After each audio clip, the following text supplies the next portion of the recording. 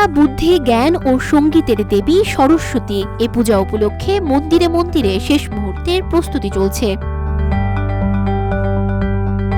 জানা গেছে, শাস্ত্রমতে মাঘ মাসের শুক্লা পঞ্চমী তিথিতে সরস্বতী পূজা আয়োজিত হয়। সরস্বতী পূজা উপলক্ষে বিশেষ উৎসাহ উদ্দীপনা পরিলক্ষিত হয়। শ্রী পঞ্চমীর দিন বিভিন্ন শিক্ষা প্রতিষ্ঠান, ছাত্রছাত্রীদের গৃহ ও সার্বজনীন পূজা মণ্ডপে দেবী সরস্বতীর পূজা করা হয়। ধর্মপ্রাণ হিন্দু পরিবারে এই দিন শিশুদের হাতে খড়ি, ব্রাহ্মণ ভোজ প্রচলিত আছে।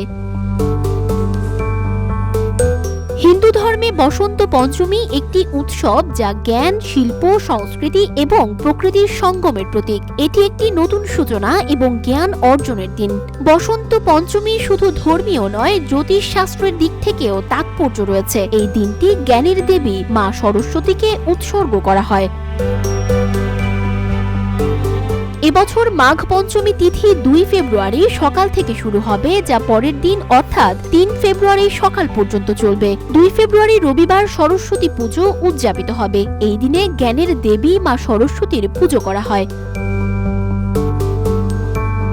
এদিকে পূজা উপলক্ষে কুষ্টিয়ার বিভিন্ন মন্দিরে চলছে শেষ মুহূর্তের প্রস্তুতি। কুষ্টিয়া শহরের এনএস রোডে অবস্থিত শ্রী শ্রী গোপীনাথ জিউর মন্দিরে গিয়ে এমন চিত্র দেখা যায়। এখানে সরস্বতী দেবীর শতাধিক প্রতিমা তৈরি করা হচ্ছে। প্রতিমা তৈরি শিল্পী সাধন পাল 5 সহযোগী নিয়ে কাজ করে চলেছেন। এখান থেকে পূজারী ভক্তরা প্রতিমা কিনে নিয়ে যাবেন। তারপর নির্ধারিত স্থানে পুরোহিত দিয়ে পূজা করা হবে। এছাড়াও শহরের বড়বাজার সর্বজনীন পূজা মন্দির, আমলাপাড়া সর্বজনীন পূজা মন্দির সহ বিভিন্ন মন্দিরে প্রতিমা তৈরি সহ চলছে নানা আয়োজন। দেবীর আশীর্বাদে বিদ্যা, বুদ্ধি, জ্ঞানে পূর্ণতা পাবেন, এমনটি প্রত্যাশা আয়োজকদের।